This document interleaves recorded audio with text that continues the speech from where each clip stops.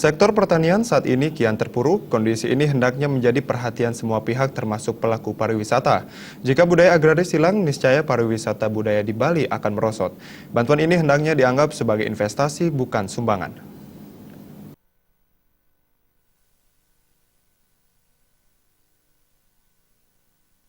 Pengamat ekonomi Profesor Wayan Ramanta menjelaskan dari sisi ekonomi, petani Bali saat ini masih berada pada posisi lemah. Dengan kondisi tersebut tidaklah mengherankan, alih fungsi lahan kian marang, sehingga membuat sektor pertanian Bali semakin terpuruk.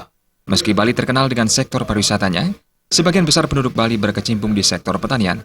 Jika ingin memajukan perekonomian Bali, sektor pertanian harus dikembangkan.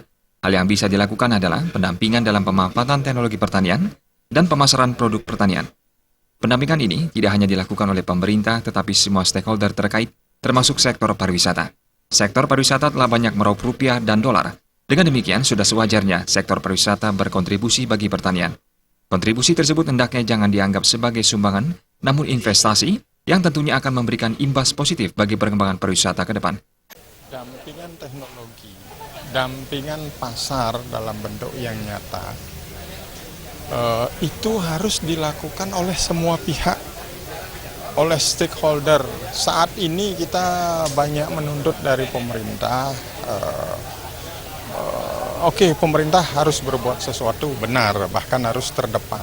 Tetapi seluruh masyarakat seharusnya, termasuk masyarakat kita, misalnya komponen pariwisata, mereka yang sudah banyak memetik rupiah maupun dolar dari pariwisata, harus berkontribusi pada sektor pertanian dengan mindset adalah ini investasi di sektor pariwisata.